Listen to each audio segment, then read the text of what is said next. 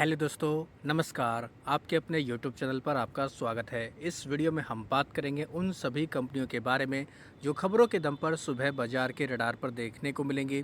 ASM list का circular आया है। साथ ही डोनाल्ड ट्रंप की तरफ से ईरान को लेकर कुछ अपडेट देखने को मिले, जिसकी वजह से क्रूड ऑयल में काफ़ी गिरावट देखने को मिली है। तो सभी चीज़ों को इस वीडियो में हम कवर करेंगे। वीडियो शुरू करने से पहले कहना चाहूँगा, अगर किसी ने चैनल पर फर्स्ट टाइम विजिट किया है तो चैनल को सब्सक्राइब कर लें और बेल आइकन को ज़रूर दबा लें।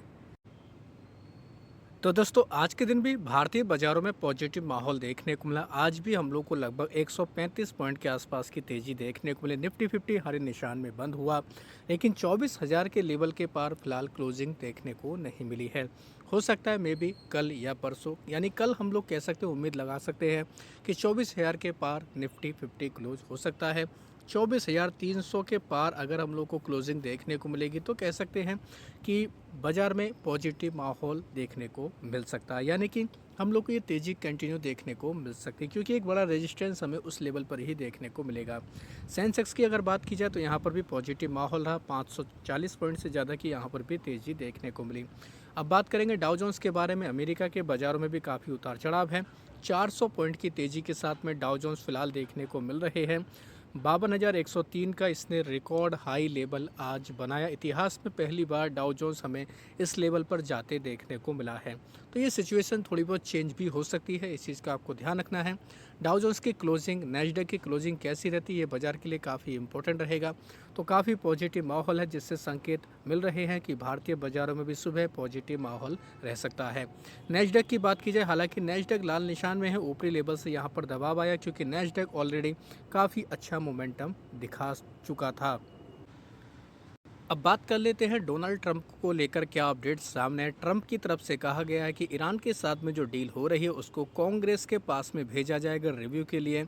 और उन्होंने ये भी कहा है कि डील 19 जून को ही स्विट्जरलैंड में साइन होगी। ईरान की तरफ से भी ये बयान आते देखने को मिले, जबकि बीच में खबरें आ रही थी कि ईरान पीछे हट रहा है, इजराइल जो लेबनान के ऊपर अटैक कर रहा है उसकी वजह से हट रहा है।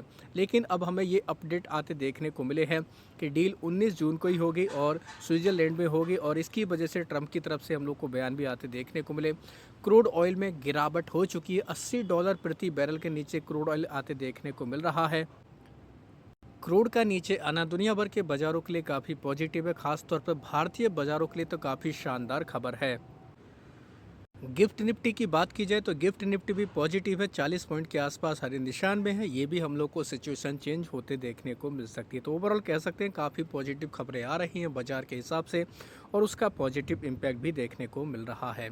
अब बात करेंगे दोस्तों, पीएम मोदी की यूएस के प्रेसिडेंट ट्रंप के साथ में बातचीत होते देखने को मिल रही है। खास तौर पर इसके कई मायने निकाले जा रहे हैं, जिनमें यूएस इंडिया ट्रेड डील को लेकर भी बातचीत सामने आ रही है। खबर है, ट्रंप की तरफ से कहा गया है कि इंडिया यूएस के ट्रेड डील में कोई भी बदलाव नहीं होगा। सुप्रीम कोर्ट का जो टैरिफ को लेकर जो डिसीजन आया था उसमें कोई बदलाव नहीं होगा। और ट्रंप की तरफ से ये भी कहा गया है कि ट्रेड डील जल्द ही होने वाली है। भारत के साथ में अच्छी खासी बातचीत चल रही है। तो कह सकते हैं बाजार के लिए ये भी एक काफ़ी बड़ा ट्रिगर साबित हो सकता है। तो इसका भी हम लोग कह सकते हैं बाज़ार काफ़ी इंतज़ार करके चलेगा। डील होती है तो बाज़ार के ऊपर इसका भी पॉजिटिव इम्पैक्ट आ सकता है। अब बात करेंगे कुछ कंपनियां जो खबरों के दम पर फोकस में रहेंगी, जैसे डॉम्स इंडस्ट्री। इस कंपनी में सुबह हमें ब्लॉक डील देखने को मिलने वाली है। कंपनी के प्रमोटर लगभग 892 करोड़ की हिस्सेदारी इसमें बेचने वाले हैं। 2100 रुपये के भाव पर यह डील देखने को मिलेगी, जो करंट प्राइस से देखें 9.2% की डिस्काउंट पर है। तो डिस्काउंट पर ब्लॉक डील का होना ये थोड़ा सा कह सकते हैं एक हम लोगों को पॉइंट देखने को मिल रहा है, जिसकी वजह से डॉम्स इंडस्ट्री के ऊपर दबाव भी आ सकता है। तो डॉम्स इंडस्ट्री के ऊपर चाहे तो आप नज़र रख सकते हैं। HAL की बात करेंगे। HAL की तरफ से खबर आई है कि 29 जून को इस कंपनी की बोर्ड की मीटिंग होने वाली है। इसमें यह कंपनी डिविडेंड देने पर विचार करेगी, और इसके दम पर यह कंपनी भी बाजार के रडार पर रहने वाली है। तो इसको भी चाहे तो HAL को भी आप अपने रडार पर रख सकते हैं। दूसरी कंपनी है भारत फोर्ज। इसकी जो हम लोग को दोस्तों आर्म कंपनी देखने को मिलती है, उसने दोस्तों डिफेंस सेक्टर के लिए काफ़ी बड़ा कह सकते हैं एक इन्होंने व्हीकल लॉन्च किया है 4x4, जिसको रखा गया है, जिसका नाम सिम्हा 4x4 रखा गया है। तो कल्याणी की तरफ से ये इनको कराया गया है, यानी कि इसको अनवील किया गया है। तो भारत फोर्ज के लिए कह सकते हैं एक पॉजिटिव खबर है, तो इसके ऊपर भी चाहे तो आप नज़र रख सकते हैं। टाटा मोटर्स पैसेंजर व्हीकल में भी अपडेट आया है। कंपनी की तरफ से कहा गया है कि FY27 में कंपनी इंडस्ट्री में काफ़ी अच्छी ग्रोथ के चांसेस देख रही है, जिसमें कई सारे न्यू लॉन्च होंगे, EV का मोमेंटम देखने को मिलेगा। तो इस वजह से भी कह सकते हैं कंपनी ने काफ़ी ज़्यादा ग्रोथ के प्लान पेश किए हैं। बात करेंगे विप्रो के बारे में। विप्रो ने अनाउंस किया है सेंटर ऑफ एक्सीलेंस का बेंगलुरु में ये क्लाउड मॉडल्स पर काम करेंगे, AI को लेकर ये काम करने वाले हैं। 18 मंथ में हम लोग को ये काम होते देखने को मिलेगा। तो ये एक बड़ा अपडेट कंपनी की तरफ से दिया गया है। साथ ही बात करेंगे कृष्णा डिफेंस के बारे में। ये कंपनी भी फोकस में देखने को मिलेगी। कंपनी को लगभग 45 करोड़ रुपए का ऑर्डर मिला है और ऑर्डर मिलने के दम पर इस कंपनी के ऊपर भी हम लोग को इम्पैक्ट देखने को मिल सकता है। चाहे तो आप NSE की साइट से इस लेटर को डाउनलोड करके भी स्टडी कर सकते हैं। साथ ही बात करेंगे दोस्तों, एक ब्रांड है यम ब्रांड्स। इस कंपनी में हम लोग को पिज़्ज़ा हट की मतलब पेरेंट कंपनी बोल सकते हैं इसको। तो खबर देखने को मिली है कि यम्स ब्रांड पिज़्ज़ा हट की हिस्सेदारी को बेचने की प्लानिंग में $2.7 बिलियन में हम लोग को डील देखने को मिलेगी।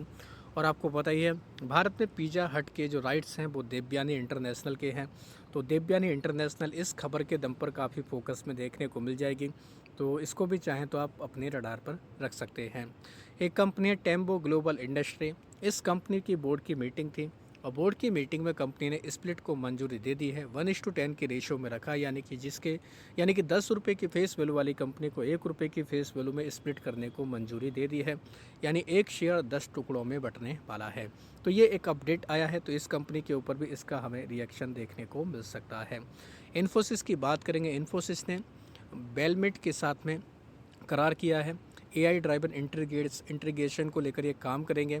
तो ये एक अपडेट है। AI को लेकर ये कंपनियां काफ़ी काम करते आ रही हैं। तो इन्फोसिस में भी एक बड़ा अपडेट सामने आया है। प्राइम फोकस के ऊपर फोकस रहना है। खबर है कि सेबी ने जो इनके ऊपर जांच चल रही थी मिसलीडिंग फाइनेंशियल केस मामले में, इसको अब ख़त्म कर दिया है, इसको ड्रॉप कर दिया है। तो कंपनी के लिए काफ़ी पॉजिटिव खबर है।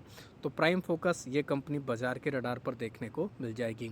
बात करेंगे दोस्तों अडानी पोर्ट के बारे में। इन्होंने एक्सपेंड किया है अपने करार को। US की फर्म है कैलेरीज, इसके साथ में $100 मिलियन का इन्वेस्टमेंट भी करने वाले। AI पुश को लेकर ये काम करते देखने को मिल जाएंगे। अगर FII DIS की एक्टिविटी की बात कीजिए आज के दिन की, तो हम लोग को DIS की तरफ से कह सकते हैं मात्र 6 लाख की खरीदारी देखने को मिली। FIS की तरफ से 750 करोड़ की बिकवाली देखने को मिली है, यानी कि आंकड़े मिले जुले हैं। कुछ काफ़ी चौंकाने वाले आंकड़े तो फिलहाल सामने नहीं आए हैं।